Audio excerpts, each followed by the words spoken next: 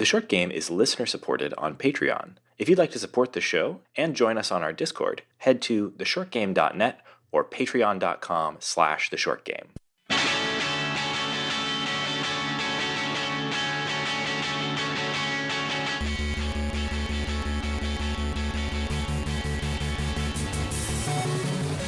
Welcome back to The Short Game. This is a show about short video games, games that respect your time. I'm Raygan Kelly, and I am joined this week by one excellent co-host, Laura Nash. Hello, Raygan. Hello, Laura. It's been a while since we've had an episode that was just the two of us. It has been a while, but we've been hanging out a lot together because we played this game at the same time across the country.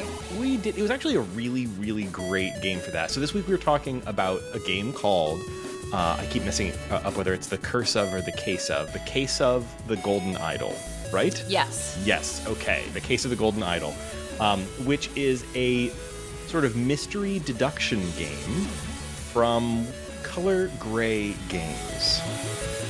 And this one is, I'm really glad we played this together, because the last time we've done this, it's been a while. The last time that we did a game where you and I sort of played it together over, well, I don't know what we used back then, but in this case it was over Zoom. Mm-hmm. That was the Return of the Obra Dinn. And that worked out awesome because I'm really not the puzzle guy, but I really, really wanted to play that game. And so I kind of played it with you over my shoulder virtually, and we made it through it and had, I thought, a wonderful time. And then this game came along and was getting so many comparisons to Obra Dinn, and we'll talk about why that's the case, that we decided we were going to do the exact same thing again. And this is a perfect game if you're not the puzzle genius in your household. If you know somebody who can kind of double head this one with you, I think it's a really good game for that, because I had a lot of fun playing this together with you, Laura, and kind of talking through all of the scenarios. And I think each of us sort of brought something to it, and we got through this thing without using the hint system. So we're not going to be discussing the hint system or how it works on this episode, because we don't know. And yes, that is a flex. Use it if you need to, because I mean, I will say that in real life puzzle hunts, my motto is, if you're not having fun, take a hint. And I do realize this in some people's eyes makes me a dirty cheater, but there's nothing worse than you and all of your friends staring at a sheet of paper, angry at each other, angry at the world, getting a sunburn, and you could just take a hint and leave. So please, we didn't use the hint system because there were two of us and we could think through stuff. But if you're alone, or even if you're a friend and you're not having a good time, there's nothing wrong with the hint system. This is my motto and one of the short game tenets. Yes, Laura was my hint system on this one. But Laura, can you set up the game for us? I mean, we compared it already briefly to Obra Dinn, so maybe that'll be a touch point for folks if they're familiar. But if they're not, explain how this game works. So this game is a blend of a point and click in that there's exploration. You're looking at a still life that's, it's a little bit like the Street Fighter idle animation. People just go back and forth between 2 points. I wouldn't have made that connection, but you're kind of right. Yeah. It's mostly a still frame, but there's some movement, but people are just kind of going back and forth between a main stage. It's almost like a freeze. And then you are clicking around exploring. People might have a piece of dialogue. You might be looking in their pockets, looking in their inventory. You are going to be just looking around trying to gather clues. And once you have those clues, you can flip to the second screen, which is called the thinking screen, where there's a lot of fill in the blank things. People who played Obra Dinn are going to be pretty familiar with this. It's you've collected words, and you're going to put those words in blanks to fill in things like so-and-so was killed at the beach. Like, you're just filling in all of those blanks, Mad Lib style. What's really fun about this is that, unlike Obra Dinn, all of the clues are kind of there. You don't have to move too much. It's all still photos. Like, you're not orienting. Yeah, the biggest distinction between this and Obra Dinn is Obra Dinn was played in first-person 3D, where you were walking around a 3D environment in order to kind of investigate. This is Laura described it as like a point and click adventure game. It's basically that presentation. So It's that flat style. It's so each pixel. like so there are multiple chapters, and each of them is made up of a different kind of moment. I don't know what you called those, like acts or something within each chapter. Mhm. And each act usually they're more than one screen, but they're like maybe 4 or 5 max connected screens. And there's always somebody dead. Yep, Maybe more that's than the one unifying somebody's. factor of the Yeah. every act has at least a dead body. So you're looking at, okay, here's the dead body, who killed them or how did they die, looking around the area, trying to see like what might have led up to the death. And you're clicking on everything that you can. The game has an option to turn on or off little like highlights. We played with them on, which I think is the default experience. Highly recommend. But yes, The game is not finding things. no. Yeah, it's not a hidden object game, although you could kind of play it like one if you wanted. But like if you see something glowing, you click on it, and if it's something that gives you a clue about the solution to the mystery of whatever you're observing, it'll add some words to a little bank at the bottom of your screen. I think it's always on screen, not just Mhm. on the thinking screen. Um, and it'll even tell you like you've collected 20 out of 35 of these word tokens or whatever, kind of give you a sense of like how much of the scene and just sort of clicking around the environment you've explored. And once you've collected all of those word tokens, then you do the Mad Libs. And there's a lot of really clever things about the interface and presentation of that. Maybe we should come to the like mechanics of like doing the actual like word puzzle of it a little later, and talk first a little bit about what the story is a little bit about and what it looks like first. Definitely. But I have one thing else to add. If you're still thinking, why is this unlike Obra Dinn? Each puzzle, each act is self-contained. So Obra Yeah. Dinn had continuous mysteries you were trying to solve, where you finished a chapter, but you still were figuring out who was who on the ship and how all these other things happened. You will be able to fill in every blank on the screen and then move on. Mhm. So, It does have a connecting story, which is mhm. fun because you learn things in earlier chapters that do come back in later chapters. But I really appreciated that about it. I think it overall made it an easier experience than Obra Yes. Dinn. I loved Obra Dinn, but like it was a real challenge. This felt a lot more manageable, partly because it's 2D, partly because each kind of challenge or chapter or act or whatever you want to call them was self-contained, and you knew that you had all of the stuff you needed to solve each problem right there. I took notes so I wouldn't have to bother Raygan of opening and closing things that we've already looked at. But in Obra Dinn, the notes were essential.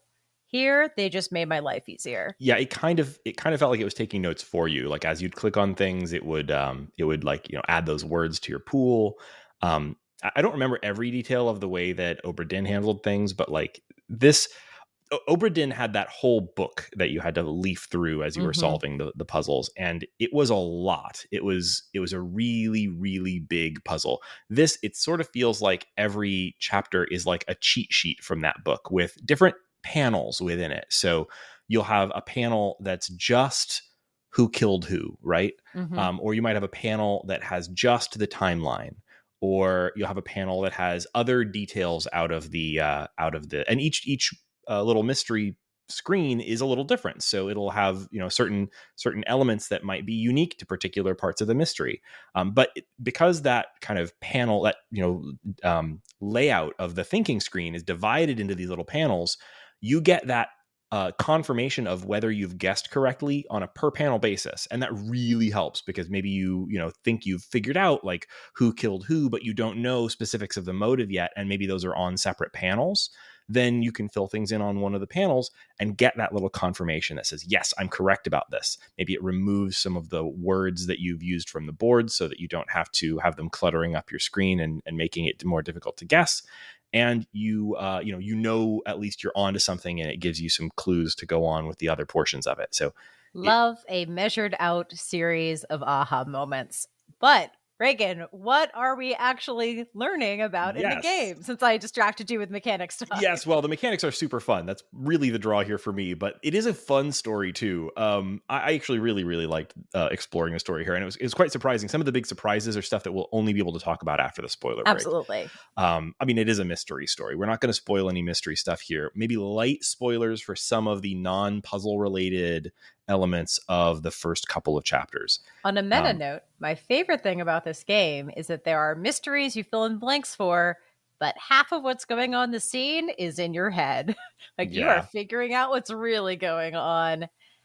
So we're going to be careful and not talk about that like meta mystery until after the spoiler break. Yes.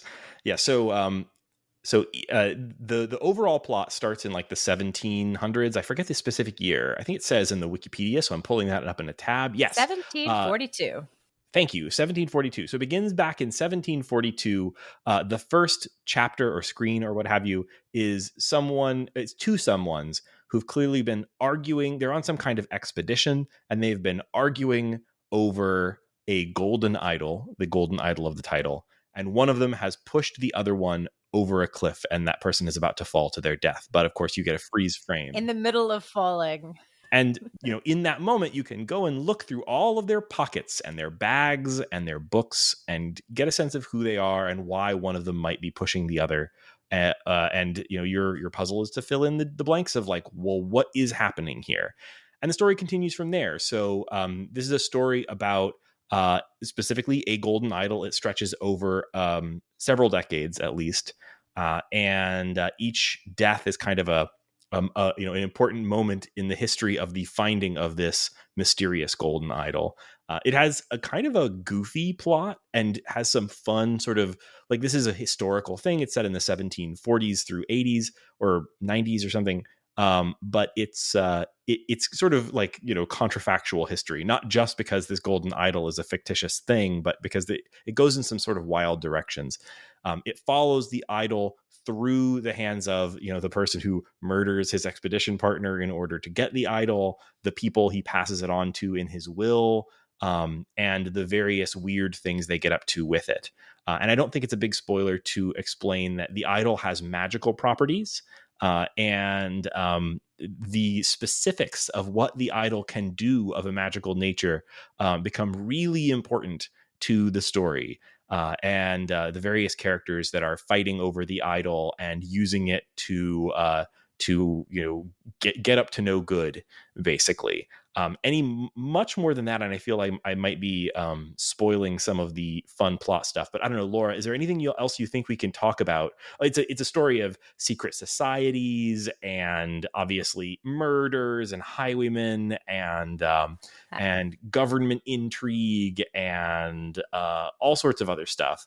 But is there anything you think we can talk about in terms of just plot generalities without spoiling things for folks? I think we can talk about tone because this is a very silly game about murder and death and destruction and explosions and all of that stuff. I think this is the type of game where there's graffiti on the wall that says like, Fat Lord sat here, or that you look at someone's horse betting racing slips and figure out exactly how badly they're doing. And it's because the horses have funny names. It's not a humor game, but the tone is really light and charming. It could have gone a dark academia type route or like a really super scary secret society route. This is not a scary game despite all the dead bodies. This is much more like a cozy mystery. I think another thing to point out is that I think there's a lot of fun with cliches, like how did the poison get in the drink? Where did the key go? Like the gentleman robber. There's all those cliches of 1700s fiction and detective fiction show up in here. It's very fun. It really is. It has a very funny tone, and the art is also kind of adds to the humor. It's sort of an off-putting art style. To my eye, it kind of feels like outsider art or something, right? It has this. It has the look of like weird bad portraiture done in inexpensive paint on the side of a van or something, like, but also, via the medium of pixel art. It just looks weird to me in an off-putting way. Characters are ugly. It's like someone pixelated caricatures from newspapers and Punch in the 1750s. Yeah, Like it's that yeah. kind of elongated, like people in wigs, but they don't Hmm. have the right The faces. scale is off. Some people look But it's more colored, cartoonish than others. so it looks Yeah. weird because you never see that stuff colored in. Yeah, the Um, developers said they were going for like a throwback to 90s adventure games, and I certainly see that in it. I mean, with the art style specifically, like nostalgic appeal, but it doesn't look like any 90s adventure game that I remember. 90s adventure games had, I think, often more of a cartoony style than this.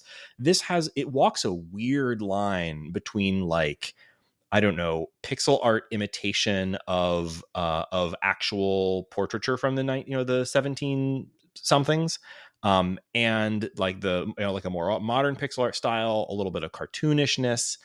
It's a weird mishmash of art, and I would say that maybe the art style is something that might put some people off. I will yeah. admit that the first time that I looked at this game, I thought it looked ugly. And that is something that actually ended up drawing me into it in the end, is that it is an ugly game, but it's ugly in a fun and funny way rather than being like unartful. You know what I mean? I didn't mind it because it was very packed. So I think that uh, an art style that the developers have brought up is, they mentioned William Hogarth, who did a lot of morality engravings of like that frozen in time where literally everybody in the scene is in peril. He's one of the famous ones on the Wikipedia page. If you're looking up William Hogarth, I'll say that slow so you can, is of a woman who is breastfeeding her baby and drinking gin, and her baby is falling into the river because she's not paying attention. And in the background, there's a kid sharing a bone with a dog, and like all these things are happening. That's kind of the vibe, especially as you get later in the game. There's more people doing various things. And those are kind of ugly. So I kind of like, it's not ugly in like a unintentional, it's not like a Rocco's Modern Life or a Ren and Stimpy ugly. It's more um like a weird stretched version of things. It Yeah, doesn't and I know Laura wasn't on the last episode, but this feels like a weird like pairing with Pizza duology Tower. because yeah, Pizza Tower was Pizza also, Tower is intentionally ugly. This is oh just yeah, like a little off. they're both like um wildly like alienating art styles based on the 90s and the like art and cartoons and games of the 90s. They take very different swings at that, but it is kind of strange. I continue to be baffled by the continuing resurgence of 90s nostalgia, a time period that I regard only with deep embarrassment. But Yeah. I do really like the approach that these guys took to this art To style. me, the vibe's not so much the composition or the shape of things. It's much more the colorization, because there's a Yeah. lot of brown, a lot of gray, a lot of like maroon.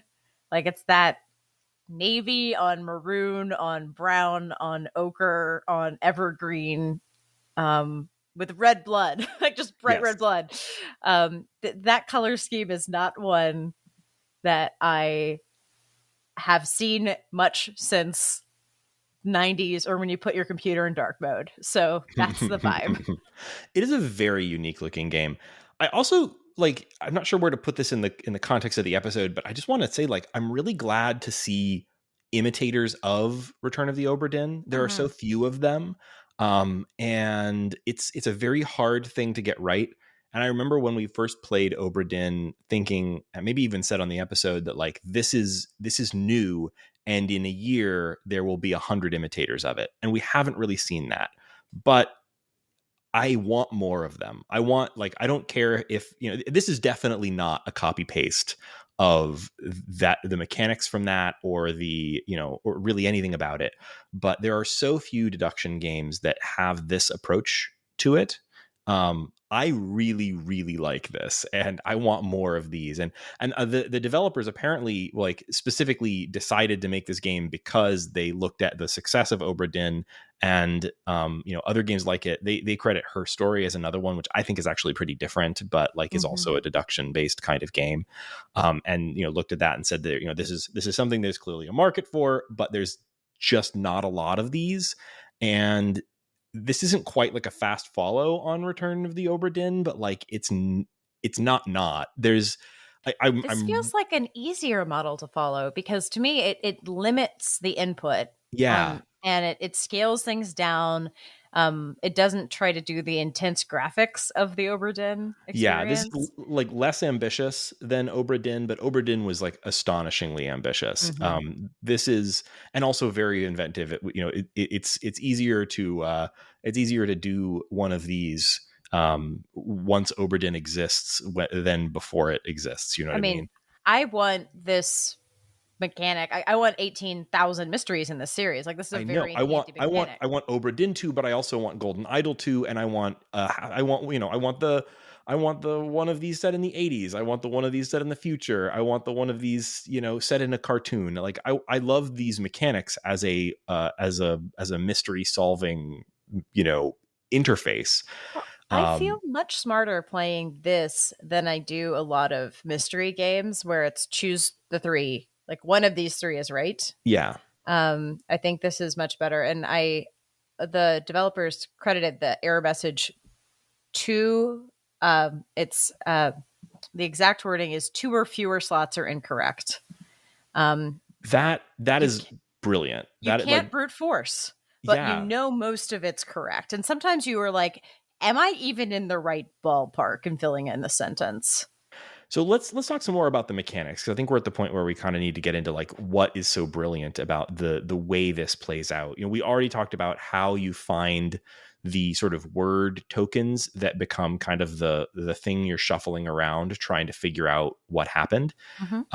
And we mentioned the idea of that, like this being kind of like a Mad Lib. Um, but what's really clever about it, I don't think we've talked about yet, is that it gives you these tokens of various different colors. So names are in one color. There will be verbs in another color. There are objects in another color. And I forget if there's any others. Sometimes there's some special case stuff. Things Um, like the order or king are in blue. I don't know what the yeah, I category is, but like think there's, authority yeah. members, I'm not sure. Yeah, but so you get all of these different options, and that usually leaves you in any particular. You get the structure of the sentence of, or maybe several sentences that says, so and so. We know it's a person. Wanted to blank so and so because blank so and so blanked the blank, and like that's what you get. That's not much to But you go on. actually read it, it's like gray, orange, blue. Like you're actually piecing it together and it's actually way easier than trying to be like adjective, verb because you can just color match. It sounds very strange describing on a podcast, but it's super natural. Just go, okay, like most of the time you don't need this much, but on the last screen we were able to say like, oh, this must be this word or one of these three words because nothing else fits here. Mhm. You can actually use language as a deduction tool if you're stuck, which is nice. Yeah. I also think it's interesting that like you get all these tokens and you can put them into slots, but tokens can be in more than one spot. Mm-hmm. That's not always obvious because like once you lock a token into place, it might take it out of your little bay of unused tokens at the bottom and stick it somewhere. But you can essentially kind of copy paste tokens between places on your setup too. So you might have one token that says killed, but you might use it 3 different times in a particular puzzle.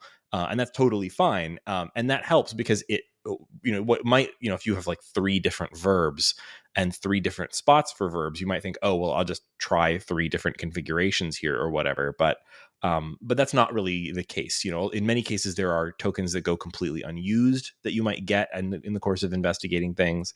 So it's not just a matter of like figuring out, well, if this goes here, then this other thing must go there. You might have situations where you're using the same thing many times, especially names, because a lot of the times you'll have these like paragraph long thing to fill in, and it mentions the same character by name multiple times. Yeah, you So can use grammar and syntax to troubleshoot, but it's not going to solve the puzzle for you by any right, means, which is not the, I mean, there have been other times where puzzles where you can uh, just back solve after you get one word because, you know, limited inputs, limited verbs make sense. That's with that reuse mechanic, it opens it wide up. You actually really need to think to solve the puzzles, which is the point. Like, that's the Mm-hmm. fun part. And the fun part of it is also that like a lot of the puzzle isn't just there's a lot of different kinds of thinking involved in solving these, because it's not always just like figuring out a timeline and you know, putting, okay, if this person is in the garden, then they can't have been in the, you know, in the dining room or something like that. That kind of problem solving does exist in this, but there's also thinking about people's motivations and thinking about things that have happened in previous sections of the game. And sometimes there's like little bits that bring in new kinds of thinking. There's a sort of late game, you know, chapter where most of what you're doing is math. Uh, and surprisingly enough, that was actually one of the more fun chapters. So like, it'll throw curveballs at you. Like, you'll get a new clue that tells you some new interesting thing, and you realize, oh, I've got a new kind of puzzle that I have to do to figure out, you know, this particular part of the board or whatever. It's really clever, and it's constantly changing things up. So even though every chapter is essentially the same in that, like, you are seeing a murder or otherwise death scene and collecting a bunch of kind of, you know, word clues out of the scene and then placing them into slots, the kind of puzzle that you're doing, the head puzzle, the brain side of this, is different for everyone. Yeah, and I think that I really appreciated the variety in that you're doing a lot of the same mechanics, but the path through the world is slightly different. Sometimes you're tracing keys, sometimes you are trying to, you know, frantically look through 18,000 people's pockets and looking at dates. There's lots of little things. You're not always investigating the same things, the same people, or the same, you know, objects, for lack of a better word. I'm trying to say it's very hard to talk about mystery games without spoiling the mystery, but that's also Unfortunately. part of the fun.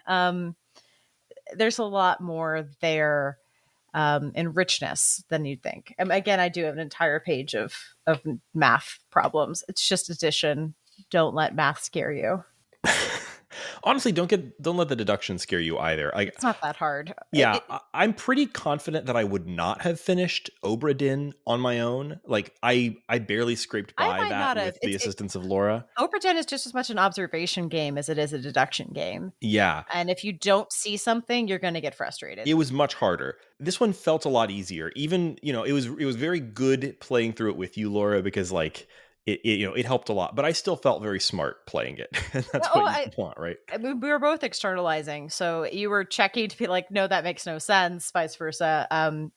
We did get Mhm. very loopy on the last day. And we were like, we're very tired. Let's stop. Show back up, played the last session, and we were light years better Yeah, at the don't play last it sleepy mystery. is the Don't play it problem. sleepy. Bad call. But yeah, it's an incredible game. I would definitely recommend folks check this one out. I don't know how much else there is to say about it that we can talk about without spoilers. So we are going to have a post spoiler break section in this one. Yeah. The Um, only thing I want to say before a spoiler break is that when I was doing a little bit of research with the developers, they used our favorite phrase, which is mm, games that respect the player's time. They said they were a fan. Obra Dinn is one they won because they wanted, quote, games that respect the player's time and give them agency throughout the entire process. So yeah, just wanted to like, we say that phrase all the time, and it's really nice to hear someone else say it, we including ought these to send Latvian them a developers. cake. Excellent. So, on that note, this game does respect your time. I think it's a little longer than, it's shorter than Obra Dinn, By a but lot. I think by I quite a looked at lot. our Steam clock because we played this entirely on. By the way, like, this is something that I'm not sure how many folks, you know, do this very often, but this is a great game to play with a friend over a stream, Hmm. because everything moves really slowly and is static. You're really never going to be fighting with lag or compression And the on this audio one. is important to the game. Yeah, and It's even nice. It's yeah, fine. you can hear the audio. Like we did, Zoom makes this pretty easy. You can share your screen and check a box to share your computer audio, and that was really easy.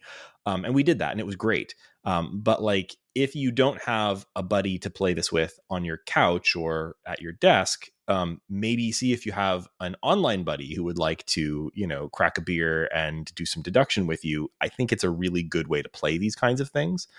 But even if you don't, once again, we don't know what the hint system is like. It might be garbage. I hope it's not. I'm sure it's fine. I doubt it's bad. Like, Look at other reviews. I'm sure other people have talked about the hint system. Once again, yes, this is a flex that we did not touch the hint system and can't speak to it. again, it's because we played together, so Yes, we had the. we demolished this game. We just owned it. It also is way easier than Obra Dinn. It's Yeah, still challenging. Like, you're still gonna have fun. Easy puzzles that are well made are still good puzzles, and absolutely. simple, or it's not so simple of a mystery that you're going to feel like it wasted your time. Yeah, a puzzle that gives you that feeling of like, aha, and then makes you feel real smart as everything falls into place and suddenly you can put all the pieces together. That's great. It's a great feeling. And this gives you that, like, on basically every And one. it gives you the physicality of an actual puzzle where you're putting everything in a blank and like it's clicking in and then suddenly it locks. Like, it's got a nice physicality. Yeah, it's a great It's interface. great. It is very physical. I love that. So yeah, totally recommend folks check this one out. I didn't check ahead of time what platforms this is on. We played this on Steam. I think this did come to consoles, but let me double check is that true? I don't think Nope. Nope. so. I was wrong. Just This game PC, is I think. on Steam and GOG, and that is it right now. That said, it is on Mac, at least the It is on Steam Mac, version. correct? You Yes. can play this on Mac, and that The version seems totally fine. the demo is Windows only. Okay. That's kind of odd, but whatever. I would say just go ahead and buy this thing. Yeah. And on Steam, the game is, actually, it's currently on sale for 20% off. So it's normally $17.99, but currently on sale for $14.39. That's part of apparently Steam Mystery Fest. I don't know how long that's going on. This is going to be a week or so before we release this episode. So probably that particular sale will be gone. But I think this is still totally a buy it at $17.99. It's a great game. I really, really liked it, and I would Time. definitely recommend it to anybody. It apparently does have some kind of controller support. We played this entirely with keyboard and mouse, but if you're on a Steam Deck, this is listed as playable and has full controller support, so that's nice. Don't know exactly how that works, but seems doable, I guess. I would recommend a mouse. And looking at our Steam clock, I believe this took us about 6.5 hours to finish, which is less than I was expecting. I think a lot of the times our amount of time that we take to play a game ends up being quite a bit longer than the estimates at how long to beat. But we actually beat the how long to beat time on this For one, which once. makes me feel great. I love it. Oh yeah, man, we felt smart doing it. I also think part of that is when you're tired, you stop. I think Mm-hmm.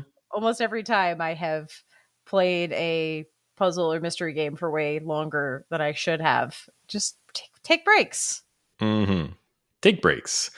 It's divided into chapters in a way that makes it very, very good. So like if you're really banging your head against the wall on a chapter, just go to sleep.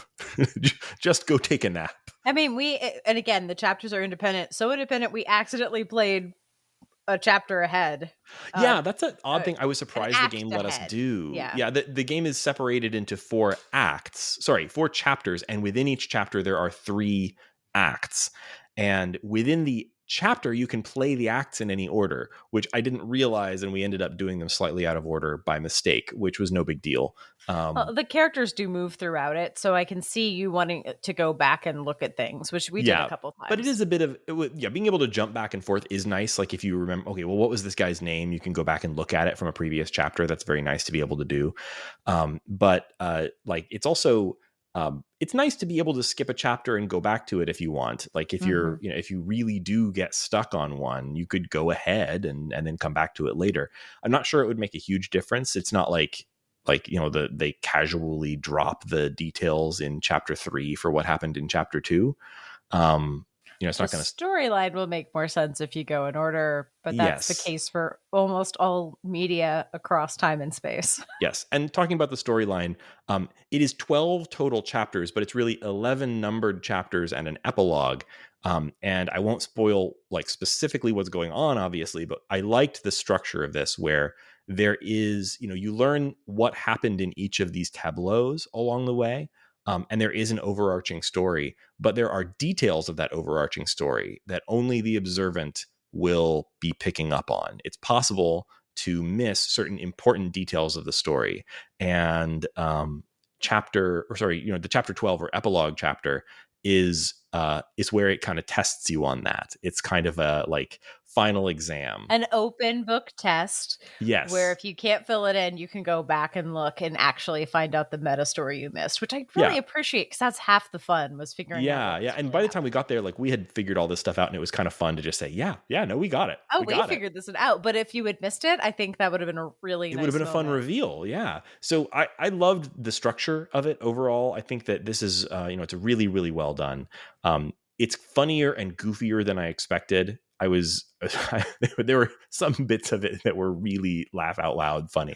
And if you play with Raygan, he does voices for all the characters and reads the letters, and it's so charming. I think we thought we might use the audio in this episode, but like, man, No, that's getting buried. We did record a little of it, it but made, dear listeners, it made my heart sing when Raygan read all the notes and fun voices. I've been to doing me. a lot of reading to my kids lately, and it's got me in a reading in voices mood. So I don't know. I just started doing that, and I don't know. I was like, well, I guess I'll continue it. Otherwise, I have to explain to Laura why I'm doing it. Well, I think every time you did it, it made me like so visibly happy that you couldn't stop. Like, It was a lot of fun. So play it with your best buddy who likes to do voices, I guess. Anything left to say about this game before we do we have time for a what's making us happy this week? we do. But the only thing, this game's rad. Play it. It's rad. Play it.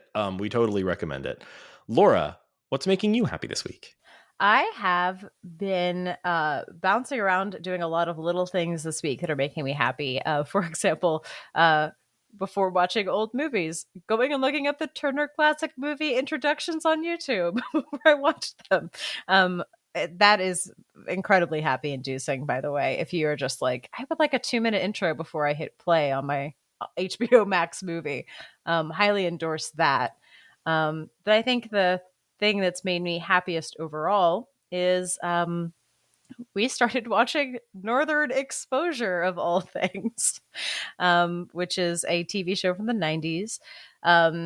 It's not streaming anywhere, but you can get a DVD of it from your library, which is what we did. And it is about a doctor from New York who goes to Alaska because they paid his That medical show. bills. Yeah. That was like a network comedy from like 1994 or something, right? It's like, really old, but like that was like Frasier contemporary or something. It's one of those things people talk about, like it's one of those lost shows where like they can't stream it because the music is too good. The music is really good. I didn't realize that was why we're not hearing from it anymore. Yeah. Yeah. But you can, just get a box set and watch it. It's funny. The theme song sounds so Stardew Valley-esque because it's calypso and it's got like a harmonica and it sounds like Stardew Valley. So I get this like rush. There's a moose walking around. The reason we started watching this is because we were watching an episode of The Simpsons and a moose was walking down the street and they were playing a calypso song, and my husband goes, I bet that's a Northern Exposure joke. Played the Northern Exposure theme song, and he was like, should we watch that show? So welcome. Like everybody can scream at me to watch The Last of Us. And we were like, why don't we go watch a show that literally nobody's talking about? It's very joy inducing. It's very chill. It's very philosophical. Like it's an ensemble comedy. It is not broad at all. It's incredibly, it's way kinder than you'd think. People have read Walt Whitman over the radio and talked about, dying, and people have talked about like finding yourself in the wilderness. And it's 3 episodes in. It is absolutely wild. I can't believe this was on network TV. I've never seen a show like this. Maybe Slings and Arrows. It feels Maybe, yeah. Canadian. Yeah. That was Canadian. They do things different up there. Yeah. Um, although isn't isn't that set in? No, it's not. I was thinking it's set in Canada, but no, it's like Upper Peninsula or something, right? Where's Yeah. it set Northern again? Exposure is Alaska. That's it. Okay, that's where it was. Yeah, I knew it was Um, somewhere cold. I was like, is it Canada? yeah. The It's not premise Canada. It is was that U.S. network the state television. of Alaska paid for his medical school at Columbia in exchange for 4 years of working, and so he thought he'd be in Anchorage. And he did all this research and was like, Alaska's not bad. There's movie theaters, there's theater. Like Anchorage is a pretty cool city. And then they send him to the quote Alaskan Riviera um, to be the That only sounds like fun. doctor. Things were different on network television back in the like 90s and early 2000s. Like had some pretty good stuff on there back It's then. just such a hangout show. And like, I always like having a hangout show in my back pocket of like, man, I just want to spend time with these people. Like, what are these crazy kooks going to get into? And this is way less cynical than a lot of modern hangout shows are. Like, it's not as doesn't have a huge heart like Ted Lasso or something, but it's also there's no stakes like in Ted Lasso. There's just people are just hanging. It's Alaska. There's no plot. It's episodic TV. What more do you want? People are just hanging is very good for network TV budgets. See Don't if have your to build a lot library of has a sets. box set of Northern Exposure. It will Good make you call. happy. Yeah, or find it in other ways. Or find it in other ways, which might be how I found the rest of but those who don't want to do other means, libraries do have Well, this. speaking of throwbacks, watching throwback media that you haven't seen in a long time. What's making me I'm pretty limited on options for what's making me happy this week because like everything that I'm really enjoying right now is stuff that I'm still really early in. So I'm not like I just started a new book and I'm too early in it to know whether I really like it or not. I started some new anime.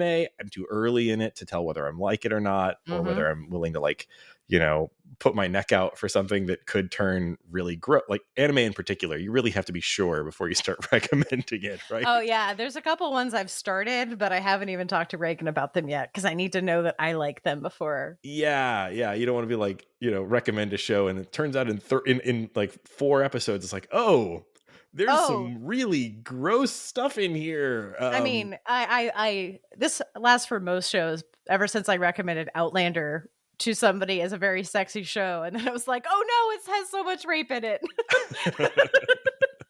Yeah. Yeah.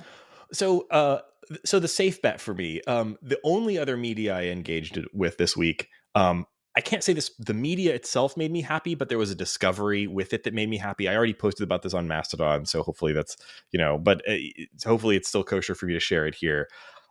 We watched Shrek with my kids for the first time Oh. recently. And I hadn't seen Shrek probably since it came out. Like Shrek came out in 2001, which is farther back than I realized. Like that's an old movie. We decided to watch it because we got the Shrek picture book from the library and my son really, really liked it for some reason. Obviously the book is very, very different from the movie. It's very funny too, but it's a totally different vibe, totally different character, totally different story. The only commonality is there's a weird ogre, there's a princess, and there's a donkey, but the donkey is just, he rides the donkey for a minute. It's not not a like a wisecracking donkey. But anyway, we watched Shrek, and there's a moment in the middle of the movie where Shrek is sad. I think he pissed off the princess or something, and there is a I'm talking long, what's the word? Like montage, a sad montage set to I don't know whatever cover of Hallelujah by Leonard Cohen. I think it's the Jeff Buckley version. It is Or is it the Rufus Wainwright version? it's I don't. the John Cale, I think, Oh, okay. version. I might have the wrong I name. don't remember. It's been so long since I've seen Shrek. Yeah, John Cale. So according to this is why because I saw this movie and I thought and I laughed because like to me long sad scenes in movies set to Hallelujah by Leonard Cohen is a bit, it is a joke, right? Because that is a film cliche, and to me in the movie Shrek it played like a bit. I thought it was a joke and I was laughing, and then it kept going and it was very long and very sincere, and I was like, I actually didn't realize that this was enough of a film cliche in 2001 to be a bit in Shrek. So I went and looked it up. I pulled up the Wikipedia article for Hallelujah, Leonard Mm-hmm. Cohen's song, and the second paragraph says the song achieved widespread popularity after Cale's version of it was featured in the 2001 film Shrek. And I was like, wait, this is where that comes from? You That found comes from Shrek? Like obviously the song predates it, but like the you like found long patient sad zero. it's Yeah. patient zero of the weird long sad film scene set or a montage set to Hallelujah. When I think of this, I think of sitting in the theater in 2009, which isn't that long later, Mm-mm. watching Watchmen, Watchmen. Yeah. and they do that sincerely, the exact Mm-hmm. same song, a long sad And people monologue laughed. to and I laughed my ass off. I thought, like, they're doing this cliche, and apparently it went from like totally sincere thing in Shrek to something that was so cliched that people were doing it sincerely in The Watchmen in 2009 in like 8 years. That's wild to me, and I just thought that was such a strange discovery. I hope that you enjoy knowing that too now. This um has gone so this has gone in multiple loops in the figure skating world about whether or not it's okay to do Hallelujah or like whether people think you're tacky. it's Like a tacky song to use in any context now, in my opinion. Like, it's a beautiful song, don't get me wrong, but like, don't do things set to that song anymore. It's over. It's done, guys. even if you're going to place first in nationals to it, this is a subtweet for nobody who's listening to this podcast. No one else watches women and Like, men's figure I don't know your skating. reference, but I Um, co-sign. a very nice woman won nationals and got sent to the Olympics for figure skating to Hallelujah, and I was like, and everyone was kind of like, oh, but it's Hallelujah at the end of the day, like. Mm-hmm. Mm. Anyway, rediscovering Shrek was a weird experience for me, and I recommend it if you haven't seen Shrek since 2001, which I think I probably hadn't, or maybe 2003 or something. Like, definitely back there. I won't say it holds up, but my kids liked it. And then So, watch How to Train Your Dragon before they bastard it with a live action adaptation. And is they've that happening? they've optioned Really? it for live action, and they're going to destroy what Hiccup looks like. I think they're going to make like Hiccup is perfect, and they're going to have to make Hiccup look real, and it's going to look so bad. Oh man, I don't Oh, know. Yeah, that's a weird one. Those movies were all right. I actually did watch that with my kids a while back. I think they were a little too young for it. They weren't super into it, but I thought it was cute. I'll probably show it to them again. yeah, one of the best Yeah. soundtracks of film. Period. That's really hyperbolic, but I stand by That's it. a take. It's a Okay. really good soundtrack. All right. Like uh I can't think of a single song off of it, so it's orchestral. So okay. Okay. there's Good to one that know. they play while they're flying on the dragon, and it's just a beautiful piece of music. So like extra making you happy, go listen to. So the track is Test Drive. It is absurdly good. Huh. Who'da thunk? Well, that's it for this episode of The Short Game before we run to our spoiler break. So here's the outro stuff. If you're jumping off at this point, which if you haven't played The Golden Idol, I would recommend jumping off at this point. So here, before we leave you, thank you for joining us on this episode of The Short Game. You can find our show on the internet at www.theshortgame.net, or we have a kind of a links page at shortgame.omg.lol, which is a great place to jump off to all of our other stuff. So you can find links to subscribe to or review the show on all of the various different podcast platforms there with just an easy click. You can find links to all of our socials. I'm on Mastodon. Laura is on Mastodon and Twitter. Other folks' links are on there too. You can find a link to our Patreon. Our show is supported by our patrons. Thank you, patrons. Thank you so much. And if you are a patron of the show, you get immediate access to our Discord, which is where we talk about the show. We plan episodes there. We talk about the games we've been playing.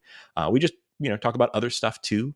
It's a good place to hang on the internet, and we would love to have you. Even at just $1 a month, you get in there. And if you support at a higher level, like $5 a month, I will send you some short game stickers. Love to do that.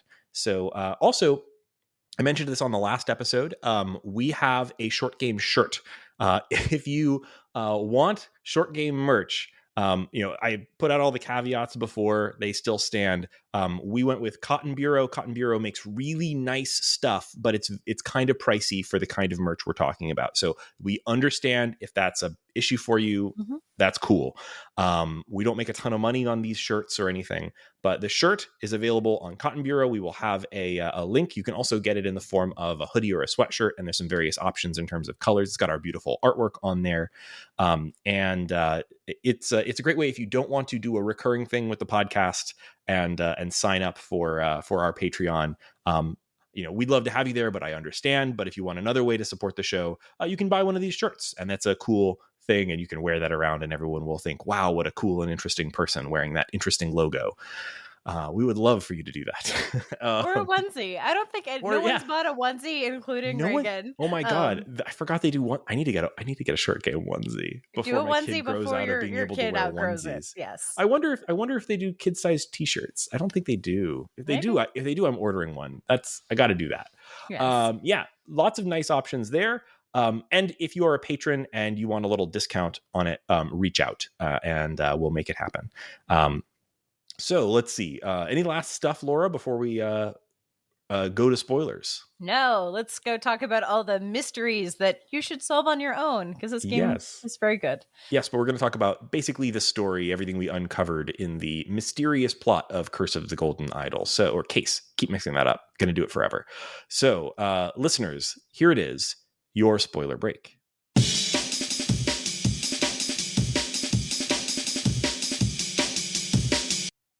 I was not expecting complete counterfactual history of the British government in this game. I did not expect the overthrow of law and order. I did not expect marching on the palace to overthrow the king. but they didn't finish it because the guy decided to run a dumb errand. Do not multitask on your way to the castle. Mm-hmm. When you have the secret of immortality and are about to take over the government of the greatest empire of your age, don't decide to go kidnap a lady on the way. No. Yeah, you've got guys for that. You've got guys. You at least got your one guy who does everything for you. Why did you go personally? I don't know. It's so strange.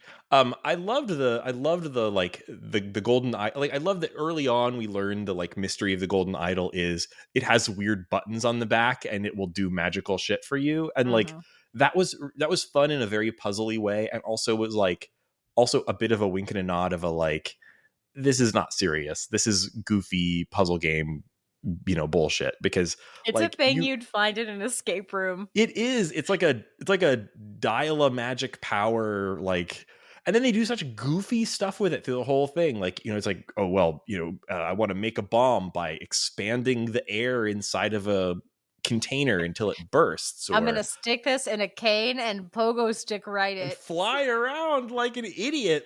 Oh my god, it's so dumb. That I love the Golden Idol. It's such a goofy little you think with a game like this, oh, okay, well, obviously the Golden Idol's important. It's going to be this. It's going to be what's the word? It's the MacGuffin. Everyone's going to try to get it, right? And of course that's true, but it's also so goofy. And the first thing you see it do is spontaneous human combustion, and you're like, wow, the massive destructive powers. And the next thing is blowing up a vase, flying, flying like a goofball, making an apple die.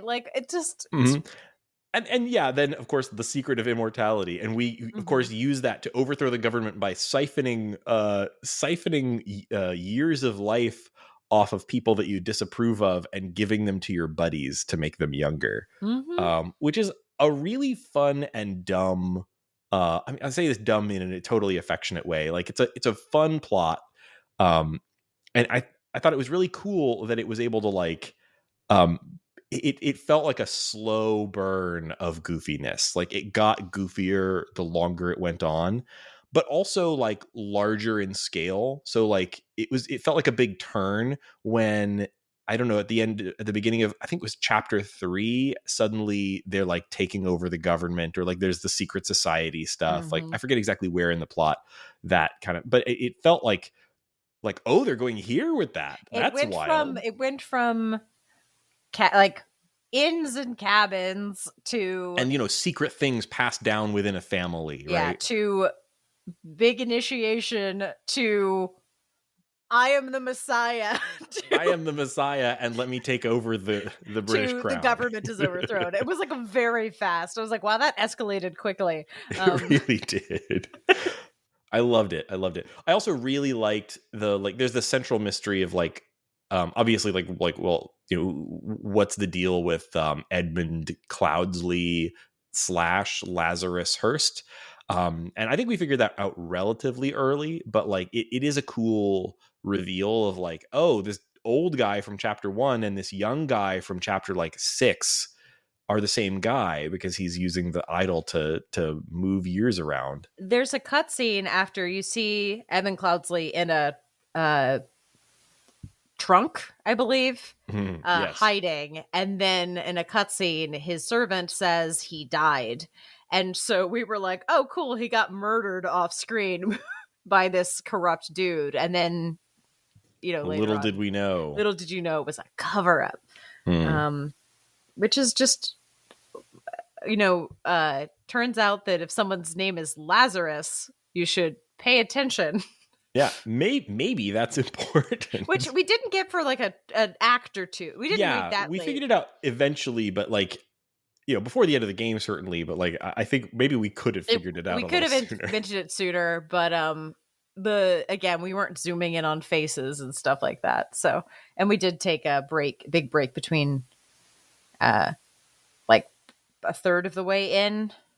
So, yeah, that's true. Yeah, we weren't primed on faces, but and also people got older, and people got older at a reasonable rate. This takes place over a course of about 40 years, and some of the characters get older in ways that you don't immediately recognize them, and some of them get younger in ways that you don't immediately recognize them. So it's still something to put together, which is great. I really liked that part.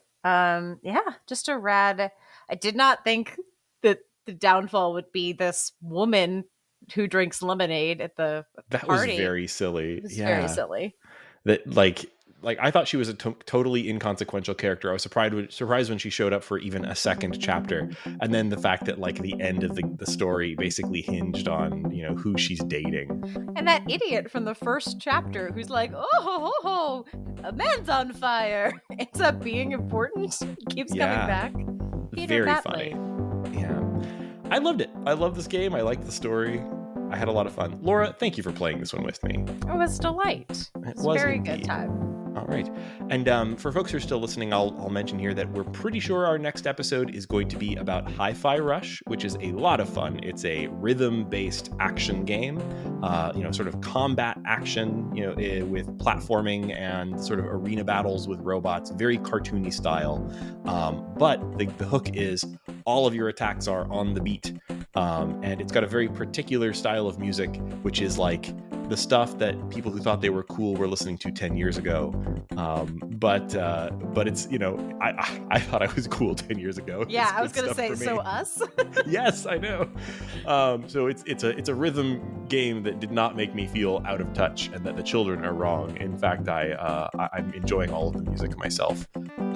So I really am having a lot of fun with that, and it's on Game Pass. It's from Bethesda and whatever the little sub studio or whatever that's so it's a weird little game. We're enjoying it, and I'm pretty sure that's going to be our next one if you are sort of trying to play ahead. Otherwise, thanks a lot for joining us on this episode of The Short Game.